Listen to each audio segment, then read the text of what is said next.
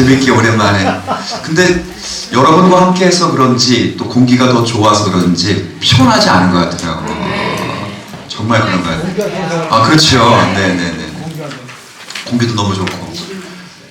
이따가 강의 끝나면 남성분들은 우리 교회도 족구팀을 하나 만들어야 되거든요. 입단 테스트를 할 겁니다.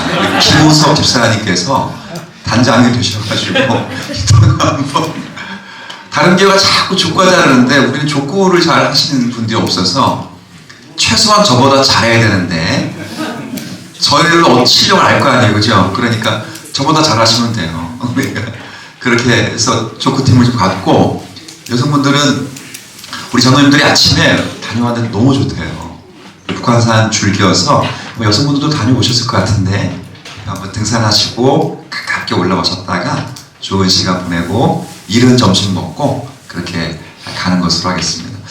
어제 참 좋았죠? 네, 우리 안민 장로님 참 강의도 너무 좋았고 참 귀하신 분 같아요. 녹취가 됐어요. 녹취가 됐으니까 두고두고 들으시고 또 감동 누리시면 될 것 같고, 또 오랜만에 함께 기도하니까 좋았죠? 네, 기도도 좋았고 우리 청년들 또 반주하고 인도하고 레크레이션 하면서 공동체 활동하니까 너무 좋았어요. 시간이 더 있으면 그냥 밤 12시 넘어서까지 하고 싶은데 가셔야 되는 분이 있어서 11시 좀 넘어서까지 했는데도 너무 알찼던 것 같아요. 자, 오늘은 제가 이제 1시간 정도 강의를 하게 될 텐데, 사실 제가 예전부터 늘 중직자 수련회 때는 예배 모범을 강의해야 되겠다 생각을 해서 한 번 강의했는데, 올해 너무 오랜만에 지금 이것 때문에 하게 돼서 제가 이번에는 앞으로 우리 주님사랑교회가 나아가야 될 목회 비전을 여러분들에게 이제 나누는 거예요. 그러니까 이제 우리 장로님들에게 지난주에는 이러이러한 강의를 하겠습니다 라고 말씀드리고 구두로만 말씀드리고 처음 나누는 거예요. 그러니까 코로나 이후에, 포스트 코로나 이후에 어떻게 하면 우리 한국교회가 그리고 주님사랑교회가 이 세상에서 이기는 교회가 될 수 있을까 하는 주안점을 두고 좀 나누려고 합니다. 그래서 제목은 이기는 교회라고, 이기는 교회. 자.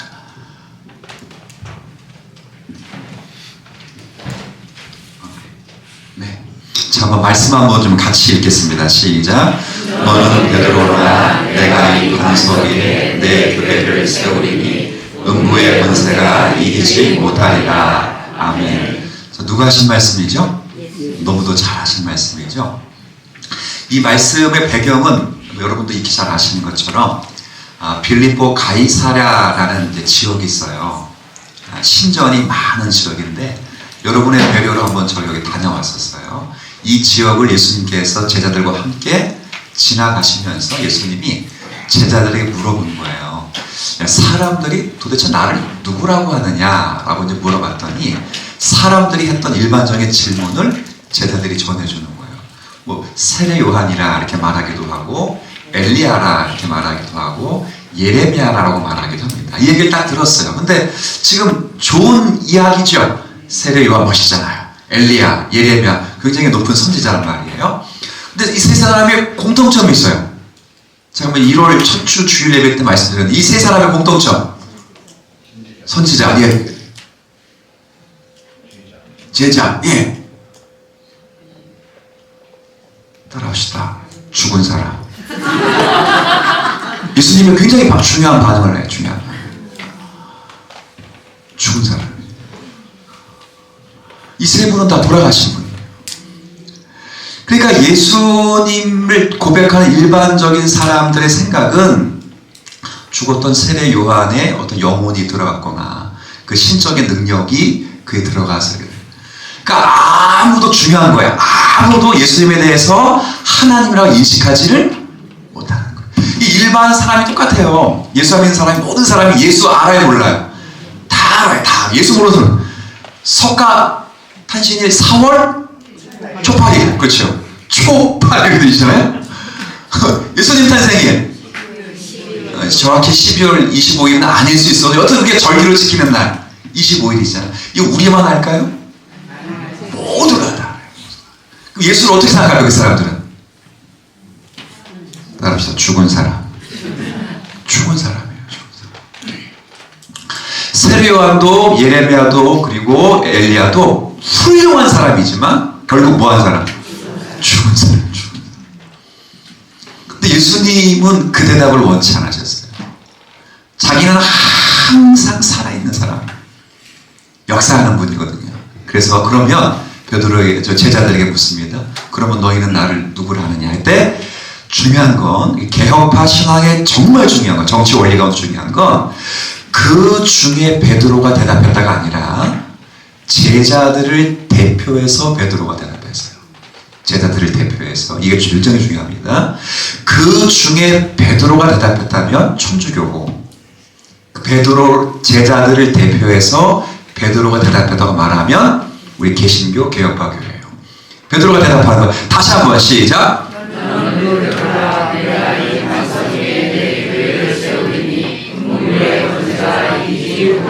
아멘. 베드로의 고백에 주는 그리스도 살아계신 하나님의 예수님이 너무 뭐가 들어있게 되면 살아계신. 사람들은 전부 죽었다고 말하는데, 자, 베드로가 아니라 제자들을 대표해서, 우리 제자들만큼은 예수님은 어떤 분? 살아계신 분인 줄 믿으십니까? 지금도 교회 가운데 살아계신 주님이셔요. 그분은 살아계신 분이에요. 살아계신 하나님의 아들이라. 얼마나 멋진 고백이에요. 교회는 그래서 살아있는 교회예요. 그래서 예수님께서 교회를 향해서 너희를 향해 말씀하신 바로 이 말씀을 보세요. 너는 베드로라. 원래 이름이 뭐였죠? 시몬 침대할 때 시몬, 그치? 시몬이에요. 시몬이었는데 이름이 베드로. 베드로의 이 뜻이 뭐예요? 반석이잖아요. 반석. 영어로 피터, 러시아로 퓨도르, 이렇게 해서 반석의 반석. 그래서 내가 이 반석 위에 내 교회, 이 반석은 그래서 제자들을 대표한 베드로의 신앙 고백 위에 있어요. 베드로 위에 그러면 천주교예요. 교황 위에 내 교회를 세운다는 천주교고, 이 반석이라고 하는 건 베드로의 신앙 고백, 즉 제자들이 한 신앙 고백 위에서, 자, 그 신앙 고백은 아까 주는 그리스도시여 살아계신 하나님. 중요한 건 그리스도와 살아계신 하나님이시죠. 이 고백 위에 교회가 세워져요. 주님 사랑하는 교회는 누구 위에 세워졌느냐? 안종석 목사, 7명의 장로님, 45년 동안 역사했던 수많은 주의 종들 위에 교회가 세워진 게 아니라 살아계신 하나님의 아들이신 그리스도 위에 세워진 줄 믿습니다. 이렇게 세워진 교회가 주님 사랑하는 교회예요. 그게요. 그럼 주님이 살아계시면 교회도 항상 살아있는 거예요. 그래서 재밌는 거 보면 제가 오늘 키워드가 음부의 교회, 내 교회를 세우리니 내 교회가 음부의 권세를 이기리라. 직역하고 이래요. 음부의 권세는 정확히 표현하면 지옥의 문들이에요. 내 교회가 살아있어서 지옥의 문들을 능히 쳐 부수리라. 이런 뜻이에요. 그러니까 교회가 세상의 공격을 받는 모형이 아니라 오히려 사탄의 세상을 무너뜨리는 교회. 그저 행하는 교회가 아니라 이기는 교회의 모습을 제시한 게 예수님의 교회예요. 이 이기는 교회가 되려면, 근데 자, 이게 그래서 맨 마지막에 새로운 한 해는 뭐 그저 행하는 교회가 아니라 어떤 교회가 되기를 바라냐면 이기는 교회가 되기를 바라면서 제가 오늘 말씀 좀 드리려고 합니다. 자, 그럼 교회가 이기려면 뭐가 필요할까? 자, 1월달 처음 말씀드리면서 이 부분을 좀 설명했어요. 우리 주님사랑교회가 세상에서 이기는 교회가 되려면 막대한 예산이 필요하거나 혹은 많은 사람들이 필요하거나 그렇지 않아요. 이기는 교회가 되려면 가장 중요한 딱 세 가지만 필요해요. 세 가지. 자, 빨간 글씨, 파란 글씨죠. 파란 글씨만 한번 읽어주세요. 시작. 네, 딱 세 가지 필요해요. 교회의 머리 되신 누구? 그리스도. 두 번째, 그 그리스도를 고백하는 사람들. 둘이 있어요. 중요한 건 그 그리스도에 대한 신앙. 이 세 가지 중에 하나라도 빠지면 이기는 교회가 절대 될 수 없어요. 굉장히 중요한 거예요. 만약에 누군가에게 교회의 참된 부흥의 원인이 뭡니까? 라고 물어보면 바울 사도의 말씀은 정확할 거예요. 나는 심었고 아볼로는 물을 주었으나 오직 자라게 하시는 분은 하나님이시라 했잖아요. 하나님이시라. 이 부흥의 원리는 딱 하나님을, 주님, 그렇게 끝나면 끝나는 거예요. 그런데 생각해 보세요. 물 주는 이 없이, 심는 이 없이 하나님이 자라게 하실까요? 그렇진 않아요. 누군가에게는 심어야 되고, 누군가는 거기다 물을 줘야 되고, 누군가는 거름을 줘야 되고, 누군가는 잡초를 뽑아줘야 돼요. 그러니까 반드시 사람이 필요하다. 교회도 마찬가지입니다. 주님이 머리 되신다고 끝나는 문제는 아니에요. 그 주님을 머리로 하고 믿고 있는 사람들이 굉장히 중요해요. 뭐가 중요하냐? 신앙 고백이 굉장히 중요해요. 다른 신앙 고백이 없으면 그 교회가 이거는 절대 승리할 수가 없기 때문에 무엇보다 중요한 건 신앙 고백이에요. 신앙 고백. 우리 주님사랑교회에 제가 이제 그 신앙 고백은 굉장히 긴데 빨간 글씨만 한번 읽어주세요. 빨간 글씨만. 시작.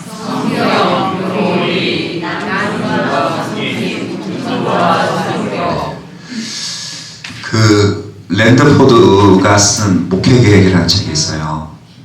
복음주의 신학권 안에서는 괜찮은 책이라 읽어서 읽어봤는데, 미국에서 복음주의, 미국에서 말하는 복음주의와 우리나라에서 말하는 복음주의는 좀 약간의 차이가 있는데, 여하튼 건강한 복음주의, 말씀을 잘 가르치는 건강한 복음주의권 안에서 부흥하는 교회를 조사를 다 했어요. 근데 부흥하는 교회를 조사를 다 했더니 놀라운 게 딱 하나예요. 다른 건 다 다른데 딱 하나가 다 일치하는 거예요. 이게 뭐냐? 모든 중직자가 교회의 비전을 다 외우고 있다. 다 외우고. 제가 이 교회 비전을 언제 소개했을까요? 이 교회에 부임하는 그 다음 해부터 주부였어요. 그럼 그때가 2012년이에요. 지금도 10년, 11년 전이에요. 단 한 번, 그 주보 있는 건 알고 계시죠? 네, 있어요. 근데 중요한 건 이걸 우리가 알고 있어야 그 교회가 부흥합니다. 여러분, 우리 교회 어떤 교회야? 물어보면 뭐라고 소리하세요? 네, 그냥 좋은 교회. 그런 걸 넘어서 모든 부흥하는 교회의 공통점이 딱 하나 있는데, 중직자들이 교회 비전을 전부 암송하고 있고 그 비전대로 목양에 임하고 있다는 사실이 굉장히 좀 충격적이었어요. 그래서 여러분들은 중직자가 됐으니까 반드시 이 비전 선언문을 암송할 수 있어야 돼요. 다는 못 외울 수 있어요. 그죠? 잘 안 외워지죠? 네, 여러분 알고 있습니다. 네. 가끔은 여러분의 이름까지도 잘 헷갈릴 때가 많은 거 알고 있어요. 근데 중요한 건 빨간 글씨만큼은. 자, 네 가지 한번 읽어주세요. 시작.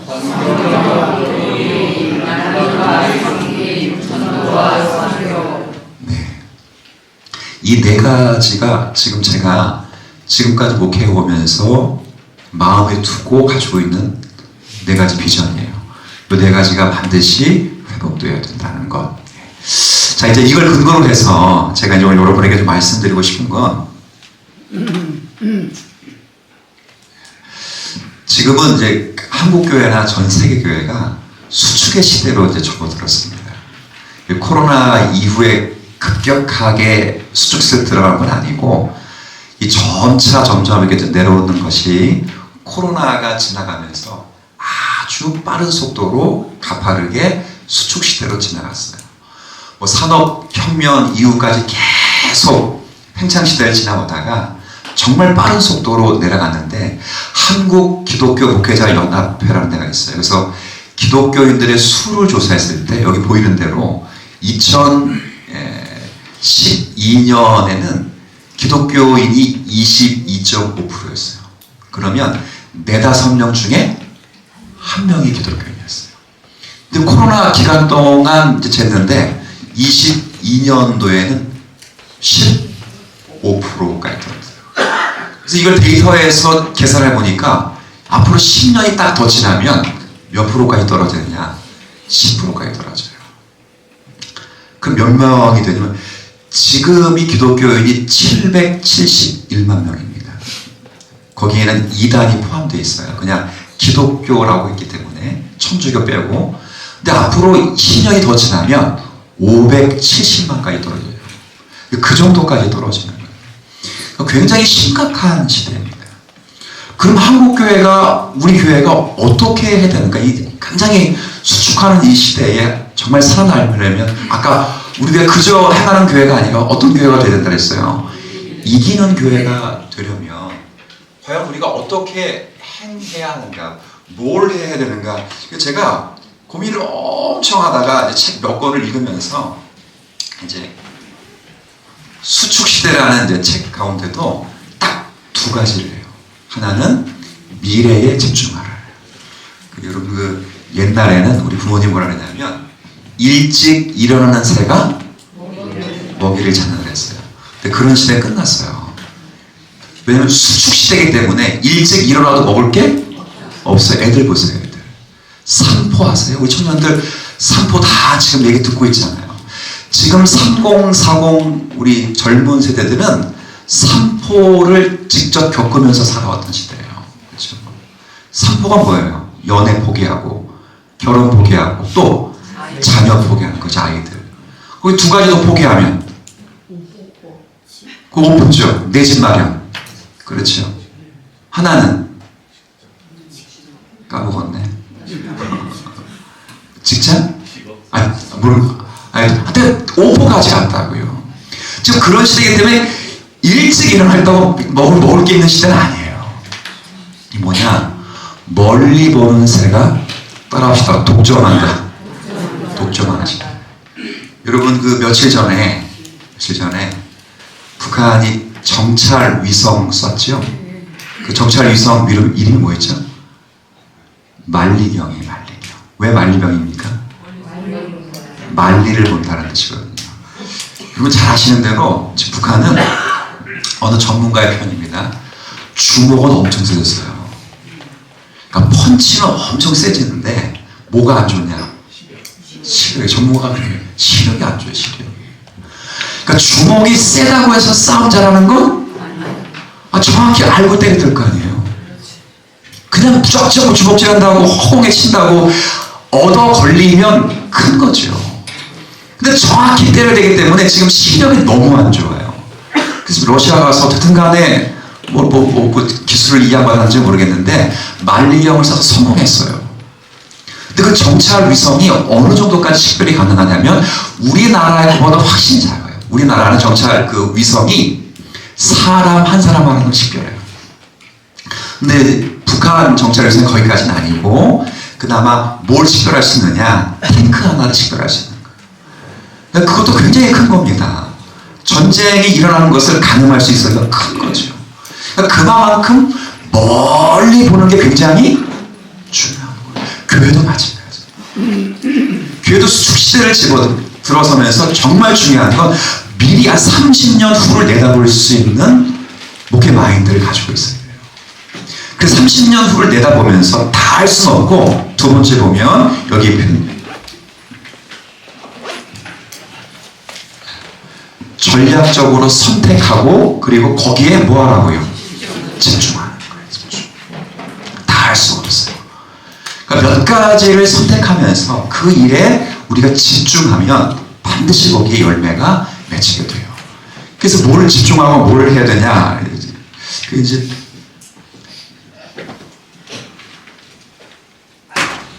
저는 이제 교회가 모든 성도가 바라봐야 될 북극성은 다 있어야 한다. 이 북극성이 뭐냐면 여러분도 아시는 대로 북쪽에 가장 가까운 별 아니겠어요? 그거 보고 방향을 잡기도 하고 가장 빛나는 별이기 때문에 그거 따라가는 거잖아요. 교회도 마찬가지. 모든 성도들이 함께 바라봐야 될 그 점이 하나씩은 다 있어야 돼요. 그게 없으면 앞으로 교회는 사실 이기는 교회가 되기는 굉장히 어려워요. 제가 아는 교회 가운데 논산에 가면 우리 교회랑 규모가 비슷해요. 저도 소개를 받은 교회인데 한 400명 정도가 출석을 합니다. 근데 재밌는 건 그 400명 교회 출석하는 교회 중에 200명이 중고등학생들이에요. 놀랍죠? 지역이 어디라고요? 서울도 아니에요. 서울. 논산인데 200명 아이들이 초중고등학생들이에요. 근데 왜 200명 아이들이야? 그 예배에 출석하는 아이들 숫자가 그렇다는 거예요. 근데 놀라운 건 수요 예배에 사람들이 나오는데 거의 다가 중고등부 아이들. 수요 예배에. 그게 왜 그러느냐? 그 교회는 수요 예배 때마다 목회자들이 중고등부 아이들을 안수해요. 그러니까 부모님들이 그 아이들을 안수받게 하기 위해서 수요일마다 예배에 참여시키는 거예요. 그러니까 그 교회는 뭐에 지금 북극성을 두고 있어요? 그렇죠. 청소년 교회학교에 포커스를 딱 두고 있는 거예요. 2024년에 아프리카에 10,000명 어린이 집회를 걔네들이 해요. 200명의 아이들이 10,000명 어린이 대집회를 아이들, 중고등부 아이들이 자체 예산을 가지고 하고 있다고. 교회에서 나온 것도 아니에요. 자기들이 헌금해서 자신들이 모금 활동해서 아프리카로 선교를 가는 거예요. 그 교회는 지금 오래전부터 뭐에 포커스를 맞췄어요? 그렇죠. 교육부서라는 교회학교에 모든 포커스를 맞추는 거예요. 중요한 건 그럴 때 어른들이 함께 준다는 거예요. 이게 뭐가 걱정이 되냐면 북구성을 하나 딱 정해놓으면 제일 중요한 건 그러면 우리는 소외되는 것인가? 절대 그게 아니에요. 아까 미래에 집중하라 그 다음에 두 가지가 뭐였어요?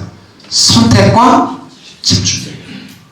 나머지는 그 버렸다는 게 아니고 그 부분을 더 잘 드러낼 수 있도록 교회가 힘을 써야 되는데 거기에 무엇보다 중요한 건 중직자예요. 중직자가 마음 쓰지 않고 힘을 쓰지 않으면 아무리 어떤 부서가 애를 써도 안 돼요. 거기에 중직자들이 정말 마음을 쓰고 함께 그 일에 힘을 내야 해요. 그게 한 방향으로 쫙 흘러갈 수 있어요. 그런 이제 이 북극성을 제가 4가지를 제시했어요. 해오던 것들이고 그리고 지금 하고 있는 일들을 좀 보강하는 일들이에요. 첫 번째가 뭐냐면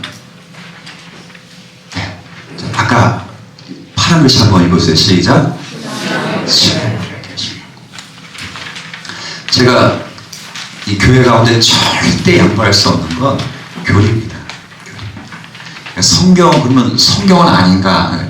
성경을 잘 설명한 게 뭐예요? 교리예요. 교리.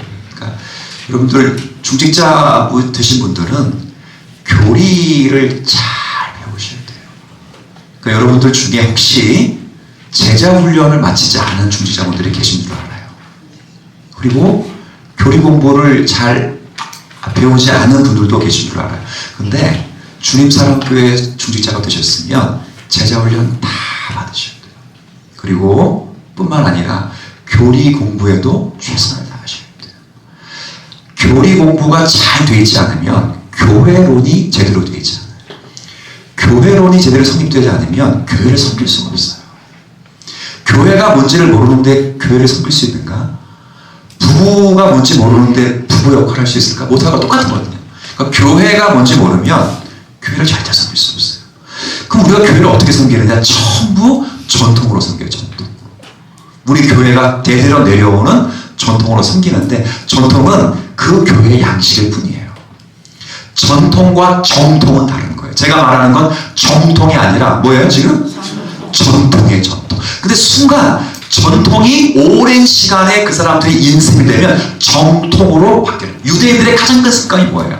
전통을 정통으로 착각하는 거예요. 예수님은 그래서 화 있을진저 손톱 진보한 거예요. 너희들이 말하는 정통과 성령이 말하는 율법의 정신이 다르다는 거 아니겠어요? 그럴 수 있어요. 그러니까 교리를 잘 배워서 교회가 뭔지를 이해를 해야 교회를 섬길 수 있는 거예요. 교리가 굉장히 중요하고 이 교리에 기반해서 정말 중요하게 생각하는 가정예배, 가정. 여기 제가 제목에 다루듯이 신앙 형성에 뭐라고 했어요? 토양이라 그래요. 토양이라. 네, 제가 한번 읽어볼게요. 이게 아이들의 고백이거든요. 실제 코로나를 겪으면서 부모님과 더 가까워진 것 같아요. 집에 있는 시간이 많아지니까 자연스럽게 부모님과 신앙적인 이야기도 많이 한 것 같아요. 실제 중고등부 학생들의 되게 많은 대답들을 지금 모아놓은 거거든요. 여기 보면 재밌는 게 있습니다. 이 괄호 안에 있는 거 보면 코로나 이전, 그 다음에 코로나 이후 뭐가 바뀐 것 같아요? 이게 신앙 형성에 영향을 끼치는 사람에 대한 이야기를 했을 때 코로나 이전에는 어머니가 53%였어요. 두 번째가 목회자, 그 다음 아버지였는데 코로나 이후는 어머니 다음이 누구죠? 바뀌었어요. 놀라운 변화입니다. 놀라운 변화. 그러니까 이 말은 지금은 부모를 중심으로 한 가정 예배가 신앙 형성의 중요한 토양이 된다는 거예요. 그러니까 가정 예배가 살아있지 않으면 그 가정에 복음이 들어갈 리가 없어요. 이게 무엇보다 중요한 건 가정 예배예요. 그래서 가정 예배를 드리지 않고 교회에 맡겨서 아이들이 신앙이 형성될 리가 없다는 거예요. 제가 중직자분들에게 강조하고 싶은 건 가정 예배를 무슨 방법을 쓰더라도 반드시 회복이 되고 드려야 돼요. 제가 손을 들어보세요. 그러면 아마 거의 다 들 거예요. 모르겠어요. 창피해서 들지 모르겠는데 다 드실 것 같아요. 근데 진짜 드려야 돼요. 우리가 교회에서 매달 한 번씩 뭘 나눠드립니까? 가정 예배 순서지 나눠드리잖아요. 둘로 시작했어요. 지금 아이들이 다 끝났다, 기회가 끝났다, 그럴지라도 중직자가 드려야 다른 세대도 드릴 수 있거든요. 그런 마음을 갖고 열심히 가정 예배를 드렸어요. 드릴 수 있도록 쉽게 교육자분들이 다 편집해뒀더라고요. 그러니까 어렵지 않게 가정 예배를 두세 번씩 같이 집안에 있는 부부라도 자녀가 한 명 있더라도 반드시 가정 예배가 회복되어야 돼요. 우리 교회가 그런 교회가 되었으면 좋겠어요. 정말로 교리가 그리고 가정 예배가 회복되고 가정 예배를 잘 드리는 교회. 제가 코로나 이렇게 시작하고 나서 1년 정도 지나고 우리 교단에서 코로나 이후에 한국 교회를 어떻게 섬겨야 되는가 할 때 제가 논문 발표자로 나섰어요. 그때 제가 발표했던 부분 가운데 하나가 가정 예배가 회복되어야 된다는 발표했어요. 그래서 우리 교회는 가정 예배, 우리 대신교단 신문에 우리 집사님 얼굴 나신 거 아시죠? 그래서 집사님 가정이 소개돼서 가정 예배 드리는 게 교단 신문에 소개돼서 우리 교회 가정 예배를 잘 드리는 교회로 알고 있어요. 알고 있다고 대신교단 분들이. 근데 알고 있는 것과 실제 드리는 건 다를 수 있으니까 반드시 드려야 돼요. 왜?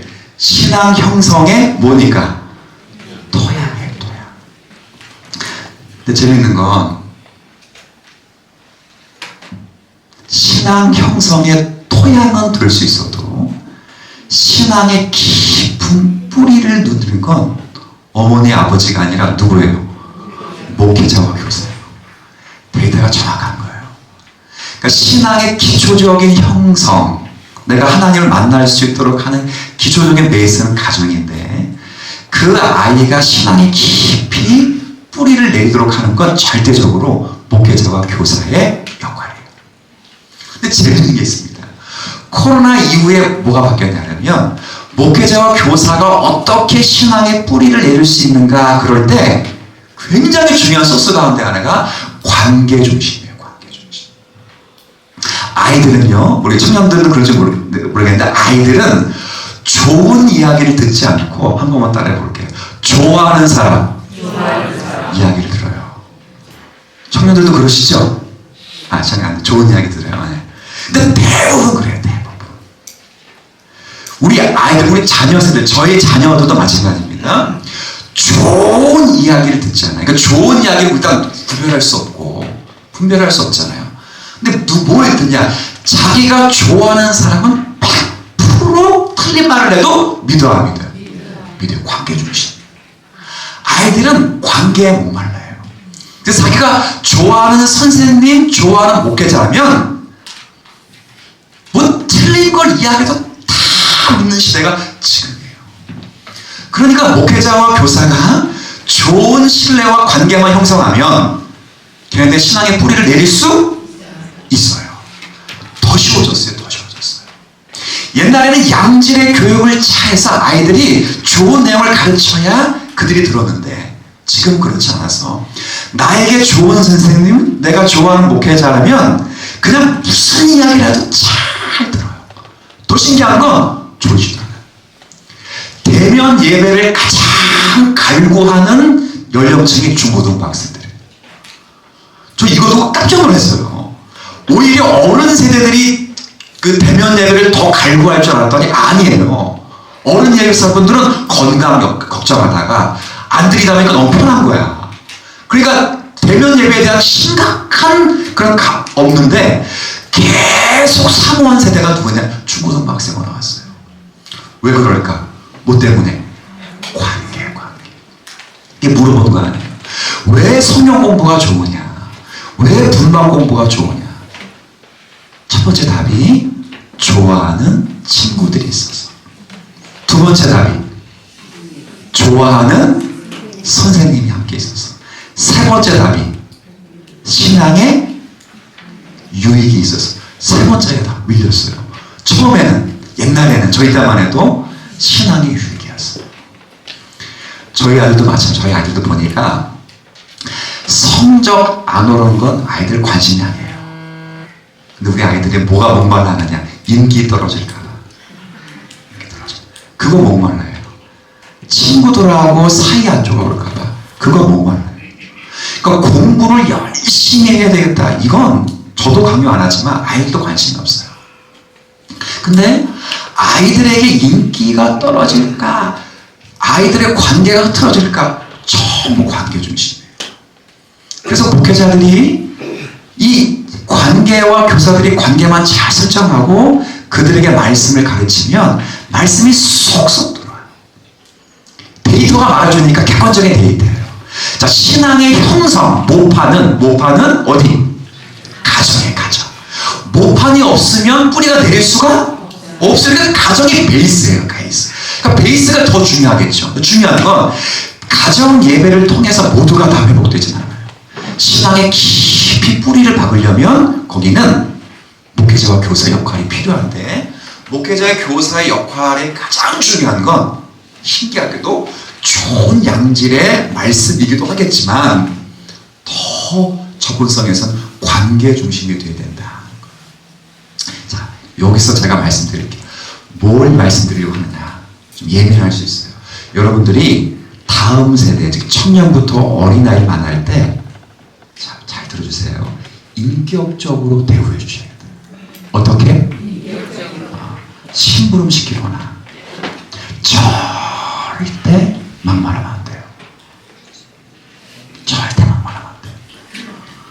뭐 청년부 나 때는 고생해서 청년부가 희생해야지. 절대 그러면 안 돼요. 요즘과 예전은 달라요.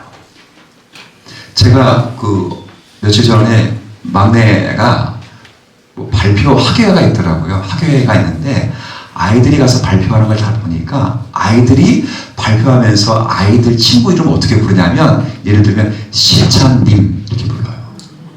오늘 깜짝 놀랐어요. 그렇죠? 가보세요. 발표회가 나오면 상대방에게 얘기할 때 뭐 예를 들어서 우리 필군님, 괜찮네요. 같이 부르니까. 그때나 불러보자. 언제 부르요? 제천님. 그러면 님자를 붙이는데 그렇게 부르도록 돼 있나 봐요. 그러니까 뭐가 바뀌어요? 싸우는 숫자가 줄어들대요. 싸우는 숫자가. 좀 깜짝 놀랐어요. 자, 관계에 목말라 있다는 건 인격적인 대우를 받고 싶다는 거예요. 그러니까 여러분들이 다음 세대를 향해서는 절대 좀 마음대로 해서는 안 돼요. 자, 오늘부터 여러분 중직자분들이 교회 가면 어린아이를 보면 일단 인상은 어떻게 되겠어요? 그렇죠. 굉장히 예쁘시다. 지금 화장을 하셔서 이쁜 게 아니고, 원래 이쁘신 것도 아니고, 원래 이쁘셨지만 지금 보니까 너무 미소를 지으셔야 돼요. 우리 장로님들 근엄하시잖아요. 장로님들 미소를 잘 지으시고. 근데 우리 장로님들 보니까 아이들하고도 굉장히 인사 잘 하시더라고요. 옛날에 제가 다닐 때 장로님들에게 너무 고마운 건 지나다닐 때마다 머리를 이렇게 안수 비슷하게. 왜냐면 똑똑해진 게 아니고 싹. 근데 이제 안 벗겨진 게 다행이지만 위에부터 쫙 쓸어내렸어. 근데 제가 이런 고백하면 약간 신비주의 같은데 어떤 한 장로님이 쓸어낼 때는 전율을 이렇게 항상 성령이 역사하신 것 같아요. 꼭 그 장로님이 한번 이렇게 싹 쓸어내리시고 어깨를 딱 치면 마음에 전율을 느껴. 전율. 아마 제가 그 장로님을 좋아해서 그랬던 것 같아요. 좋아해서. 그리고 우리 아이들 중에 닮고 싶은 분 그러면 중직자 이름이 딱 적혀져요. 실제. 예전에 다 그랬잖아요. 여러분들 어릴 때 신앙생활 할 때 자기가 교회에서 닮고 싶은 분 그러면 다 장로님들 권사님 이름 썼더라고요. 예? 조심해야 돼요. 고맙습니다. 다음 세대 조심해야 된다. 그 말씀하신 거예요, 그죠? 네네. 저도 조심할게요. 진짜 그런 거예요. 그게 하나 관계와 인격의 스크래치가 나면 그 아이는 평생 마음의 문을 안 열어요. 제가 이 데이터, 제가 몇 권을 책을 읽고 지금 여러분에게 지금 설명해 드리는 건데 그 책을 읽고 제가 너무 깜짝 놀랐어요. 데이터는 거짓말을 안 하잖아요, 사실. 거짓말을. 듣기만 했던 건데 눈으로 확인해 보니까 너무 놀랐어요. 그러니까 여러분들이 이제 그런 마음을 갖고 관계지향적인 아이들에게 어떻게 우리가 다해야 될지를 조금 더 캐치해서 살아있는 중직자의 눈빛과 사랑의 언어가 좀 발현될 수 있으면 좋겠어요. 그리고 중직자라면 관계가 이야기 나왔으니까 좀 언어가 좀 고급져야 돼요. 진짜 고급져야 돼요. 절대 그러진 않지만 육두문자가 나가면 안 돼요. 절대. 그리고 교회 안에서는 다음 세대가 있을 때는 언니, 오빠 이러면 안 돼요. 교육부서가 있을 때는 언니, 오빠 그러면 안 돼요. 우리 아이들은 교리 공부를 배우기 때문에 여러분보다 더 잘 배워요. 유초등부, 중고등부, 청년부는 교리 공부를 다 배웠던 아이들이기 때문에 교회가 그리스도를 머리로 하는 거룩한 공동체라고 알고 있어요. 근데 거기다 언니, 오빠 하면서 이렇게 하게 되면 조금 지금은 혼돈이 가지고 있어요. 정확하게 직분을 부르시고 그렇게 해주셔야 돼요. 그러니까 하나하나 언어 생활이 조금 더 바뀌고 중생된 표는 우리의 입술과 언어에 그리고 행동에서 나와요. 그렇죠? 맞아요? 네, 고맙습니다. 격하게 그렇게 해주셔야 돼요. 네. 그래서 우리 교회가 신앙 고백 관계에서 제가 두 가지 포인트를 찝었어요. 하나는 교리, 두 번째는 가정 예배. 그죠? 관계가 중요한 가정 예배. 이 두 가지를 우리 교회가 신앙 고백 관계에서는 잘 세워가는 그런 교회가 되면 그저하는 교회가 아니라 이기는 교회가 된다. 제가 그런 마음을 갖고 여러분에게 좀 말씀을 드린 거예요. 자, 그 다음 두 번째 북극성은 다음 세대. 다음 세대는 다음 세대 그러면 교육부서, 당연히 교육부서죠. 교육부서는 이야기를 많이 했으니까 지금 여러분에게 3040이라고 하는 다음 세대 좀 소개해요. 우리 3040 언어 익숙해요? 어려워요? 어려워요? 우리 교회는 지금 많이 들어보셨죠? 3040 이거 못 들어본 분 많습니다. 교회가 찾아가면 3040 그러면 그게 30대 40대 그날 처음 듣는 분이 계세요. 이 3040은 사실은 코로나 이후에 만들어진 용어예요. 원래 30대 40대가 있었었지, 당연히 있었는데 3040이라고 하는 대명사로 만든 게 코로나 이후예요. 지금 3040이 놀랍게도 한국 사회 인구의 정확히 3분의 1이에요. 적어요, 많아요? 많죠. 놀랍죠? 근데 앞으로 10년이 딱 지나면 3040의 3분의 1이 안 돼요. 20년이 더 지나가면 더 줄어요. 그러니까 지금이 따라합시다. 적기. 딱 3분의 1. 정말 잡지 않으면 교회부서 다 무너지는 거예요.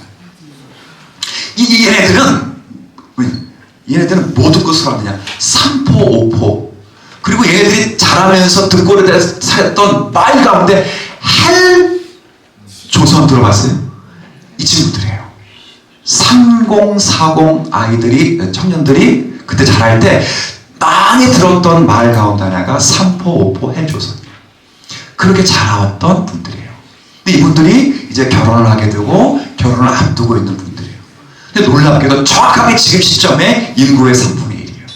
그러니까 이분들 잡지 않으면 다음 세대 있어요, 없어요? 진짜 없어요.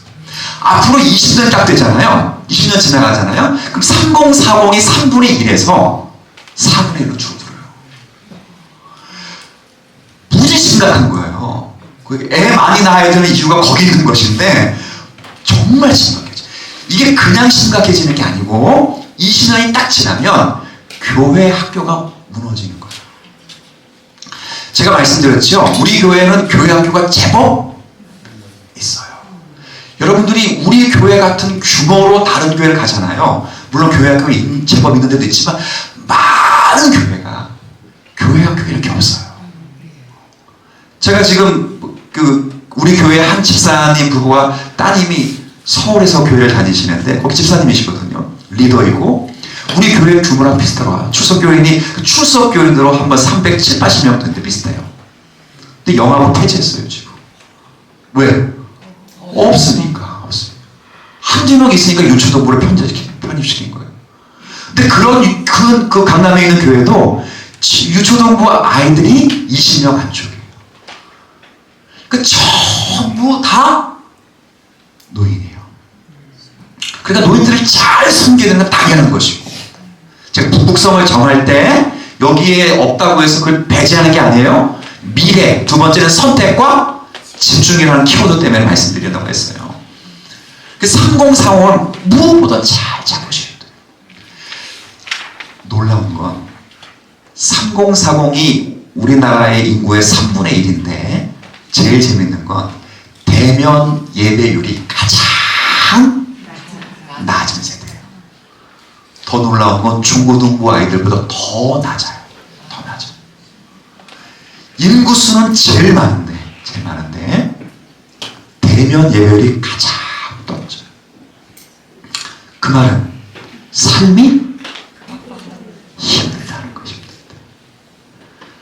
열심히만 살면 다 먹고 살았잖아요. 여러분들 시대에. 근데 지금 열심히 산다고 아이들 먹고 살 거 같아 보이지만 못 살아요. 정말 불쌍한 세대예요. 나처럼 하면 돼. 이렇게 말한다고 될 아이들이 아니에요. 지금은 정말 무한경제 가운데 살아가기 때문에 살아가는 것이 너무 힘든 시대여서 그러세요. 불안한 위치와 과중한 업무, 그래서 가정에서의 다 맞벌이에요. 어려운 세대. 근데 3040을 무엇보다 신경 써서 교회가 그래서 몇 달 전부터 3040 별도로 모임을 갖도록 했잖아요. 재밌는 건 3040끼리 모이니까 모이는 거예요. 또. 자, 아까 아이들이 뭐 중심으로 했어요? 그렇죠. 그때부터 시작한 거예요. 우리 중직자들은 관계가 서먹해도 대의적인 일 때문이라도 만나요, 안 만나요? 만나요. 기도 서로 하잖아요. 그래도 관계가 껄끄러워도 대의 명분 때문에 뭉치잖아요. 아이들만 그래요. 아이들까지 포함해서 그죠. 40명이고요. 근데 지금 그분들이 잘 그대로 성장하면 좀 그 자녀들 누가 먹는 거야? 교회가 그냥 주는 거야, 주야. 밖에 나가서 계속 자라는데 그 아이들 그대로 아까 신앙의 토양이 어디라고요?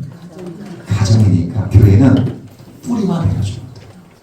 모판이 좋으면 잘 심기는 거예요, 사실. 그래서 3040은 힘들 거예요. 근데 이제 이렇게 딱 그러면 이제 일단 드는 생각이 그러면 여러분들은 사실 이제 70 가까운 분 계시잖아요. 그 목사님을 우리는 배제했구나. 이런 생각을 하실 수도 있다는 말이에요. 절대 그렇지 않다는 거예요. 미래 그리고 선택과 집중이라는 표현 때문에 이렇게 하는 거니까 3040에 조금 더 마음을 쓸 수 있도록 우리 중시자분들이 예산도 편성해 주시고 그리고 격려해 주시고 그리고 더 중요한 건 모임 가질 때 10,000원도 괜찮고 20,000원도 괜찮고 후원해 주시면 여러분들 오늘 간식은 뭐 누가 어느 분이 어느 회에서 공급해 준 겁니다. 그러면 너무 좋아요. 그런 부국성이 있었으면 좋겠습니다. 아, 네. 이제 또 하나는 이제 이건 다 3040 모임 요거 얘기했고 새삼면 축제인데 새삼면 축제는 제가 다음에 한번 또 좋은 또 아이템을 가지고 여러분이 말씀드릴게요. 세 번째는 소그룹 관화예요. 재밌는 데이터 하나 또 얘기하면 교회가 코로나 이후에 교회 형편이 다 어려워졌어요. 근데 놀라운 건 코로나 이후에 교회 형편이 더 좋아진 교회를 다 연구했어요.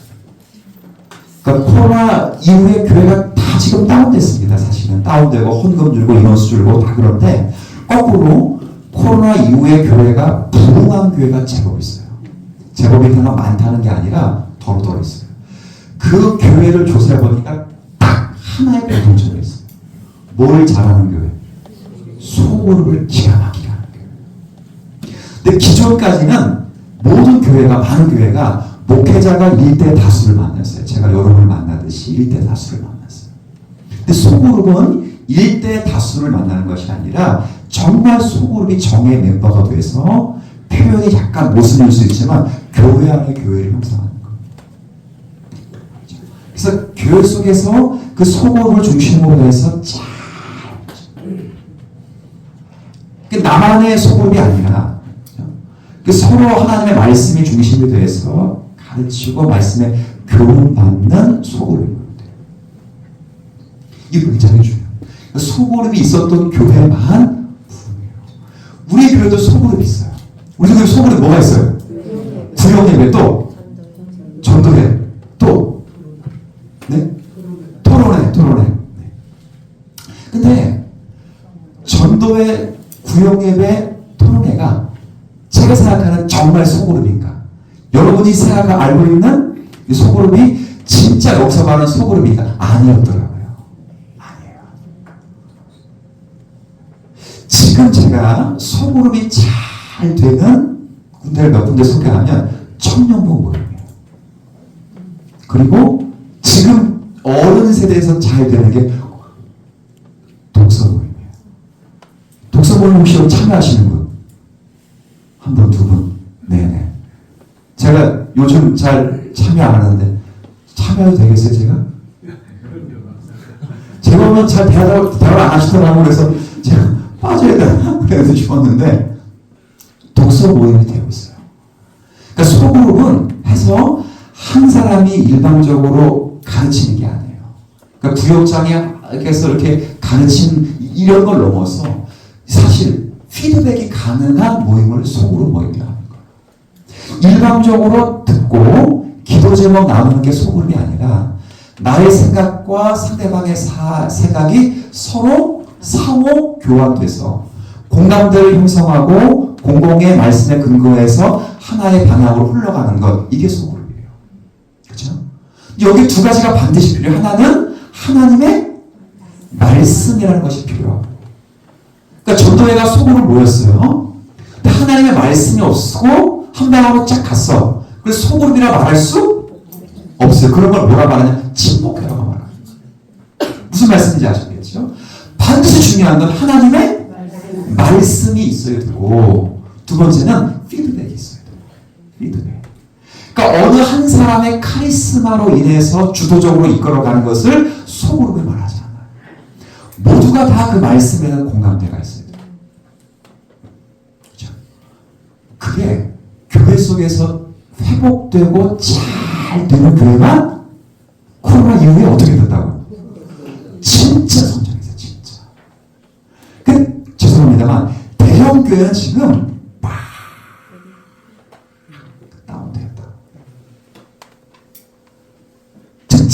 교회도 똑같이 없어진 교회가 엄청 많아요. 교회단 자체가 없어진 교회가 엄청 많아요.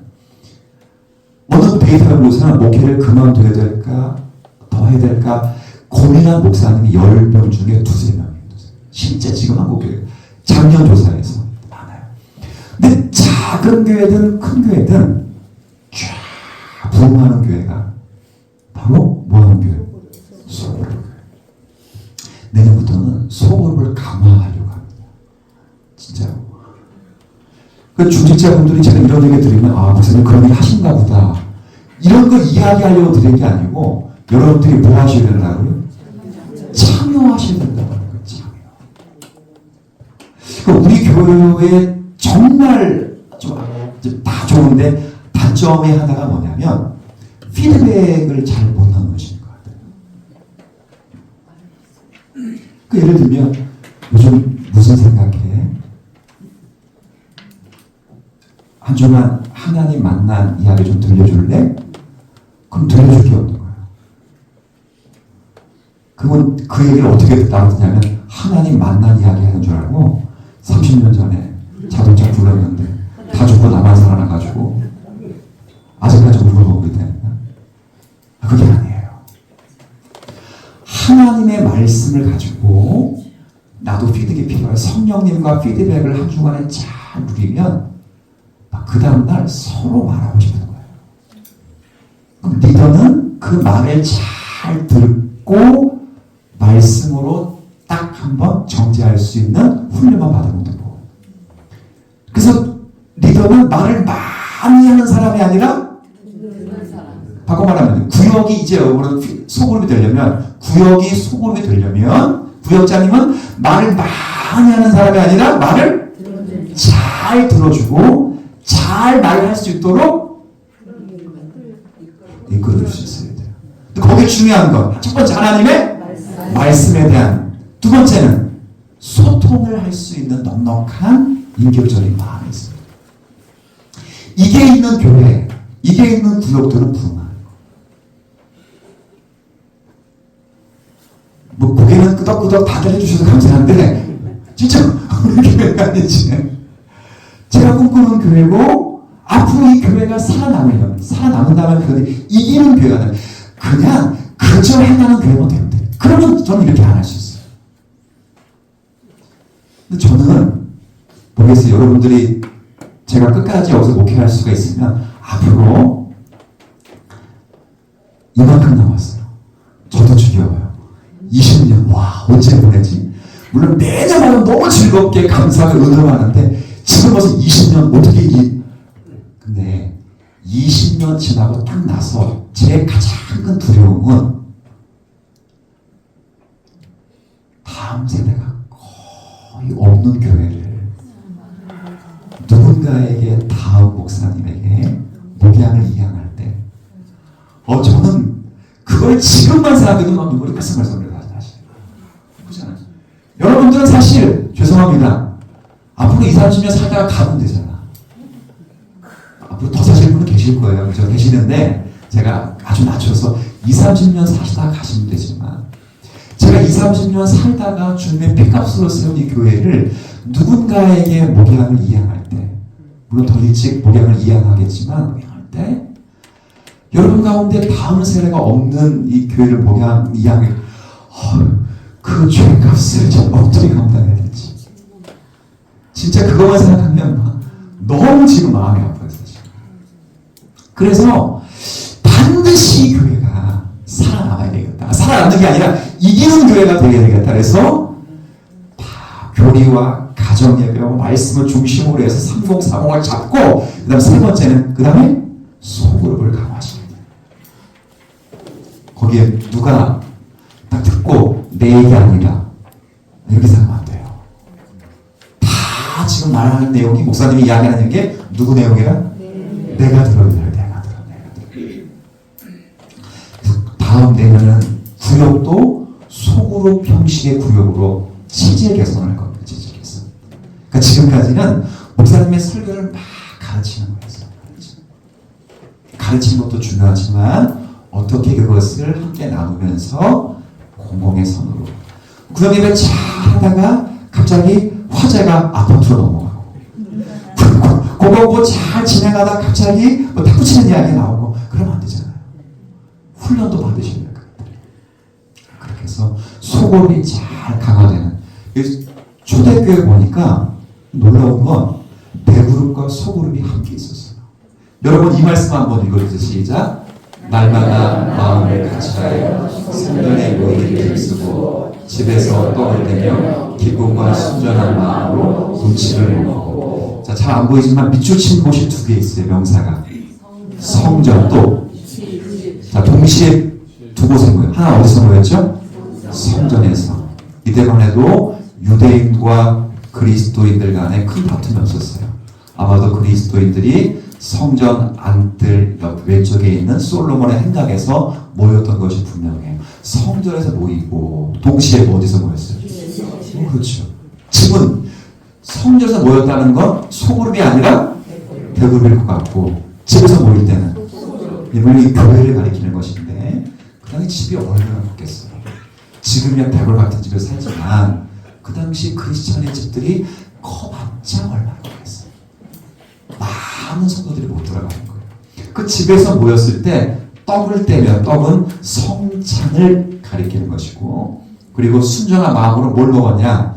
음식을 먹었다는 건 애찬을 가리키는 거예요. 그러니까 성찬과 애찬을 같이 해요. 그러니까 소그룹과 대그룹이 함께 운영됐어요. 언제부터? 초대교회부터. 그러니까 이게 지금 생겨난 게 아니에요. 자, 예수님이 목회를 몇 명 했습니까? 평생. 예수님은 저보다 성도수가 적었어요. 예수님이 평생 몇 명 목회하셨냐? 12명 했는데 그 중에 한 명은 나가리 축전이었고 11명 했다.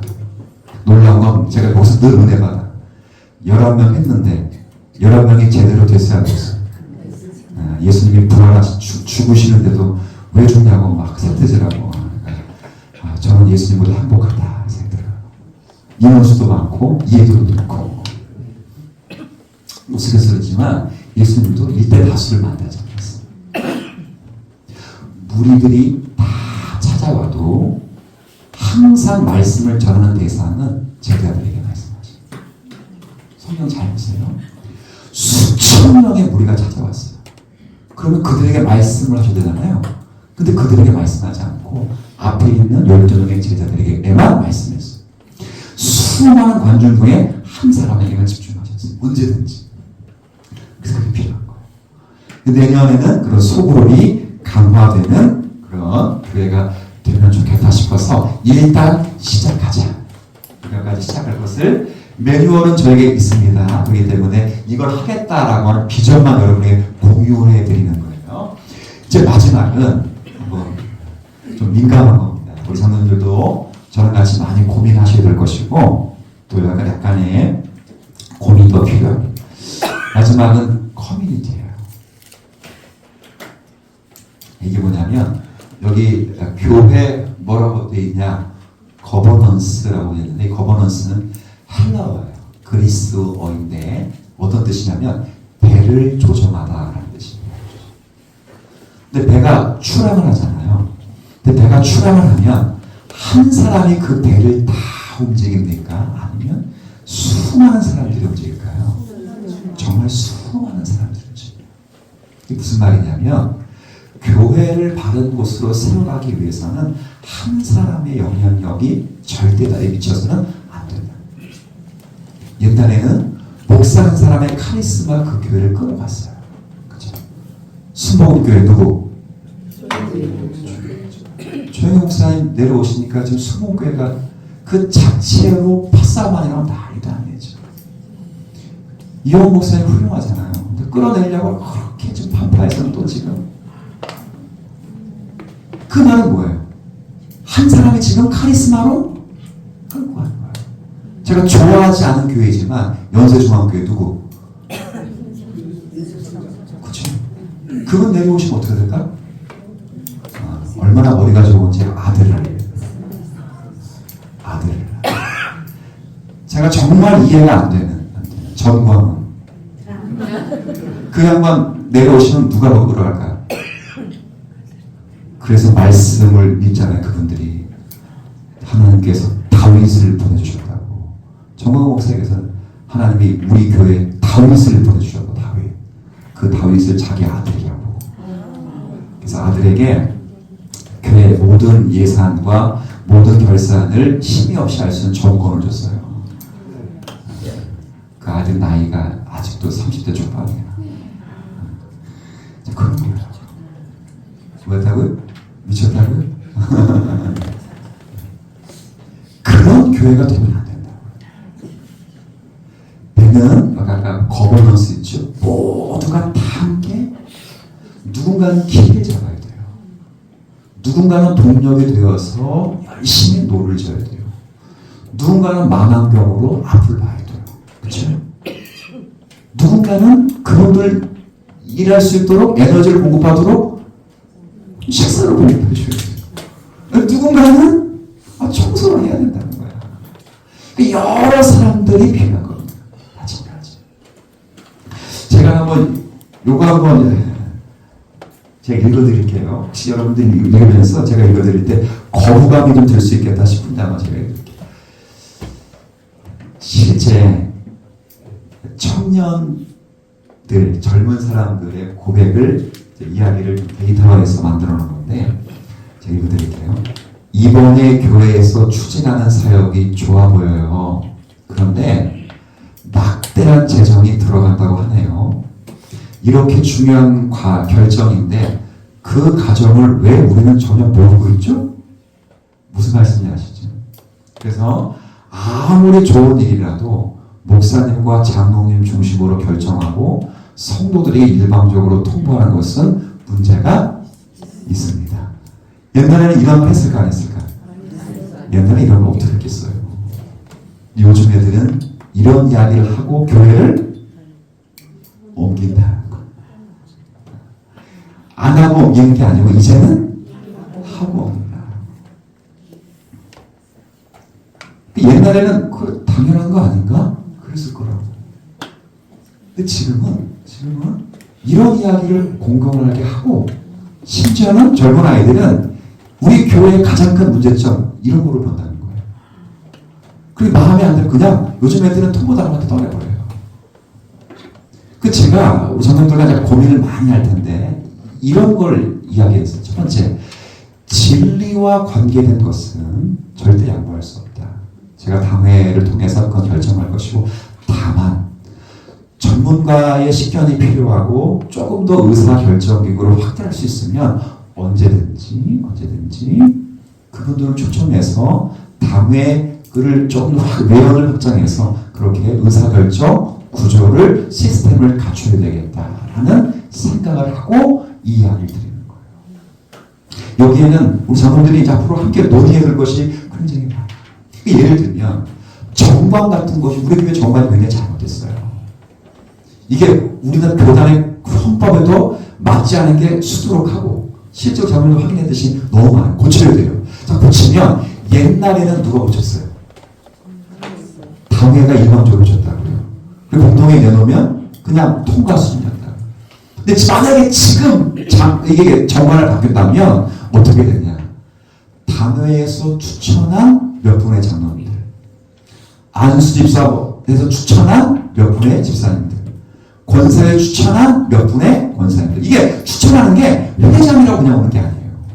지금은 회장이가 그냥 오잖아요. 그게 아니라 추천한, 정말 하고 싶은, 그리고 청년부에 추천한 몇 사람. 그래서 청년부부터 장로님까지 한 15명 정도가 정관 수정 운영이 되어서 목회자가 한 조항씩 계속 읽는 거예요. 읽으면서 이것이 교단헌법과 어떻게 상충되고 지금의 방식과 어떻게 맞아떨어지는지를 하나씩. 그러면 장로님도 계시고 안수집사님도 계시고 권사님도 계시고 집사님도 계시고 청년들도 읽고 그리고 공동이 되는 거예요.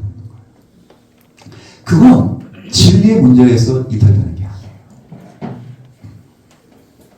그러니까 하나님 말씀이 규정해 놓은 것들을 어떻게 해야 되는가, 명백한 것에 대해서 어떻게 해야 되는가, 이걸 원한다면 그 자체가 안 되는 거겠지만 할 수 있는 것들은 그렇게 하는 거예요. 그래서 시도하는 게 가능한 다양한 사람들의 참여가 필요하고, 요번에 우리 식사하신 지 얼마 안 됐잖아요. 어느 교회가 올 초부터 식사를 하면서 실제 있었던 의미가, 제가 가는 교회가 당회를 열어서 식사를 하자고 결의를 한 거예요. 어떤 일이 벌어졌을까요? 여성도들이 들고 일어났어요. 뭐랄까, 그럼 네가 해라. 네가 해라. 실제 들고 일어나서 실제. 그런 시대가 우리 교회 식사할 때 우리 당회에서 하지 않았어요. 우리 장로님들이 우리 전적으로 여성도에 물어보고 할 수 있으면 우리 하는 방향으로 했으면 좋겠다. 그래서 장로님들이 여성도 회원들에게 여쭤보고 자원하신 분들의 이런 마음을 받아서 시작을 하게 돼서 그나마 지금 불협화음이 좀 줄어든 거예요. 의사결정 규모가 외연이 조금 확장된 거죠. 그렇게 참여하는 거예요. 그렇게 해야 공정하고 투명한 교회라는 게 있어요. 필요합니다. 아이들은 공정한 거에, 투명한 것에 관심이 많고요. 그리고 본인이 우리 청년 세대나 우리 3040 세대들도 자신의 의사 결정에 참여하면 책임을 져요. 놀라운 건, 죄송합니다, 어른들이 책임지는 것보다 제가 보는 눈이에요. 청소년들과 그 다음에 청장년 3040 아이들이 지금 얘들이 책임지는 게 별반 다르지 않아요. 진짜 책임력을 가져. 아이들 뭘 성취하지 않다 이렇게 생각하지 말고 자기가 참여해서 결정한 것이라면 목숨을 걸어요. 신기하게도. 괜찮죠? 그죠? 그러니까 그런 분들에게 공감대를 형성할 수 있도록 그 아이들을 다 초대할 수 없으니까 대표를 보내는 거예요.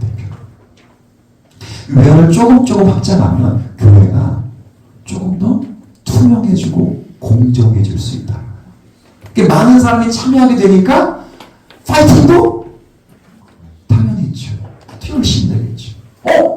내가 제의한, 우리 부서에서 제안한 것이 당회의 의결과 공동의 의결을 거쳐서 진행되네? 그럼 그 부서가 가만히 있겠어요? 최선을 다해요. 최선. 근데 지금의 한국교회 대부분 시스템은 옛날의 카리스마 경우에는 목사님이 일방적으로 얘기하면 장로들은 수종 들어서 현안 내놓고, 요즘 교회는 그렇지 않고 목사님과 장로님들이 모여서 이야기하고 통보하고 여기까지 내려왔는데도 문제가 생기는. 그러니까 진리의 문제여서는 양보할 수 없지만 그렇지 않은 경우에는 의사결정 구조를 조금 외연을 내년부터는 어떻게 넓히고 확장해야 되겠다. 어떠세요? 좋아요. 우리 장로님들은 좋다고 안 했어요 지금. 이미 제가 지난주에 이야기를 해드렸던 거예요. 필요해요. 근데 여기에는 많은 생각이 들어야 돼요. 준비해야 될 게 정말 많아요. 제가 마음속으로 생각하는 것도 굉장히 많거든요. 그렇게 해서 교회가 조금 더 투명해지고 공정해지는 교회가 되어야 한다. 우리 교회가 얼마나 공정한지 보세요. 제가 목회자가 세금 내야 안 내요? 목회자 세금 안 내죠. 안 낸다고 해서 신고했잖아요. 제가 매달 세금을 20만 원씩 냅니다. 뭐 때문에 낼까요? 뭐 때문에 낼 것 같아요?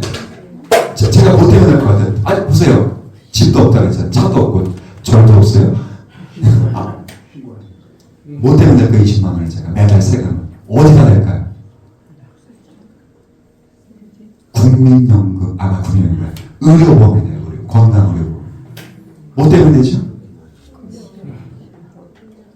제 사례를 그대로 국세청에 신고하거든요. 우리 교회는 사례의 8%를 내요. 8% 가까이. 그게 20만 원이에요. 그렇잖아요. 그만큼 우리 교회 어떤 교회? 공정하고 정직한 교회예요. 이런 교회가 없어요. 20만 원 제 상편판에 아까워요 안 아까워요? 여러분 그거 내달라는 게 아니까 걱정하지 마세요. 너무 심하게 해서 제가 다 낼 거 걱정하지 마시는데 근데 20만 원 제 형편에서 아까울까 안 아까울까? 아까워잖아. 그냥 누군가가 제 이름을 조금 가져가서 어느 회사에 이름만 걸어주면 안 내도 되는 돈인데 20만 원을 계속 내는 거예요. 근데 왜 내는가? 제 사례를 그대로 국세청에 단 1원 한 장도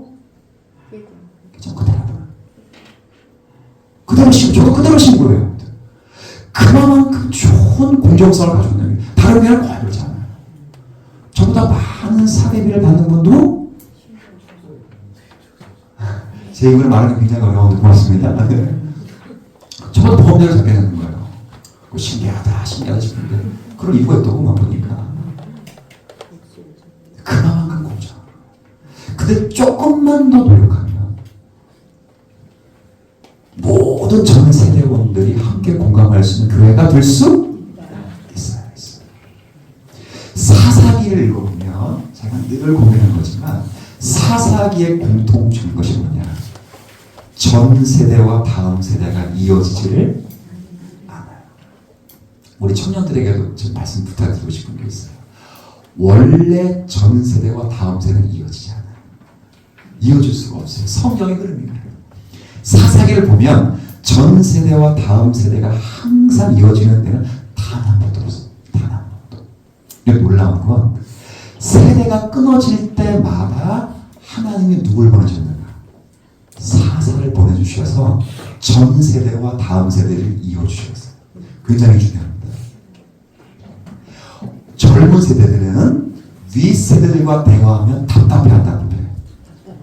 우리 막내가 큰 누나랑 대화하는데 답답해서 말을 안 통하고 진짜 답답해 죽겠다는 거예요. 8살 차이 나는데 답답하다. 근데 큰애가 초등학교 5학년에 대학생이잖아요. 이제요. 초등학교 전 제 말을 이해 못하겠다. 몇 살 차이? 근데 20년 30년 차이 나는 사람 어떻게 이해돼? 여러분이 아무리 잘해도 이어지지 않아요. 중요한 건 그때마다 하나님은 꼭 누굴 보내주시는가. 이거 기억하셔야 돼요. 왜 우리 전 세대는 그래? 이게 자연스러운 습관이에요. 모든 게 다 그래요. 다른 게 안 그럴 것 같죠? 아니에요. 근데 중요한 건 그때마다 하나님이 사사를 보내주시고 그때마다 교회에 참신한 갱신을 이루어주셔요. 그 갱신 때문에 전 세대와 다음 세대가 연결하는 고리를 만들어주셨어요. 저는 이번 우리 24년의 목회 계획이 전 세대와 다음 세대의 고리가 될 수 있는 그런 놀라운 북극성 하나의 원포인트가 되었으면 좋겠다는 마음으로 여러분에게 이렇게 말씀드리는 거예요. 마음이 간절해 안 간절해? 간절해 사실은요. 저 주님 앞에 가가지고 엄청 너 뭐 하다 왔니? 물만 먹고 왔어요. 그렇게 말씀할까봐 정말 두렵거든요. 그러니까 여러분들이 사실 여러분보다 적잖아요. 여기서 저보다 젊은 분들은 청년부, 그다음 목사님 딱 한 명 더 있어요. 중직자 가운데 어디 가 있어 우리? 네. 얼마나 제가 감사하신 건가요? 나보다 어린 중직자가 이제 있다니. 드디어 만만한 사람이 생겼구나. 편한 사람이 생겼구나 이렇게 생각이 든다고. 그런데 앞으로 젊은 분들이 들어오게 될 날이 얼마 남지 않았을 때 우리가 사사들이 되고 우리가 가지고 있는 생각들이 갱신의 시발점이 되면 그들이 우리가 했던 것 잘한 것들은 계승해 주실 것이고 그리고 미약한 것들은 보완해서 더 확장해 줄 것이고 이분들의 다음 세대도 이분들을 보면서 썩었다 그럴 거다. 아까 막내가 큰애 보고 썩었다 그런 것처럼. 그런데 그때마다 사사를 또 보내주시면 갱신의 역사가 일어나서 잘한 것은 계승하고 못한 것은 보완해서 확장하는 역사가 계속 일어나는 거예요. 이런 걸 뭐라 그러냐? 따라해볼게요. 영적 부흥. 그렇죠. 야곱이 베델로 찾아올 때 영적 부흥이 일어났어요. 하나님 못 만난 사람일까요? 아니요, 만났다. 근데 10여 년 넘게 세겜 땅에서 죽죽을 살았을 때 그 열정을 다 잃어버렸어요. 자녀들에게 신앙교육이 전혀 안 됐어요. 근데 올라오자 결단하자 하나님이 그때부터 말씀하기 시작하셔서 야곱의 심령을 부흥시키니까 그 부흥이 가정에게 부흥이 전달되는 거예요. 2024년은 주님사랑교회가 그런 교회가 되어서 이기는 교회가 다 되었으면 좋겠습니다. 누구보다 중요한 건 누구예요? 그래서 목사님이 아니고 누구? 여러분 계획이. 목사님 그런 일 하시구나. 장로님과 나와서 잘 하시겠지. 이게 아니라 그 일이 이제 누구의 일이 되어야 된다? 내 일이 되어야 된다. 내 일. 이런 마음을 갖고 2024년을 맞이할 수 있는 우리 주님사랑교회 모든 중직자분들이 다 되었으면 좋겠습니다. 네, 기도하겠습니다. 하나님 감사합니다.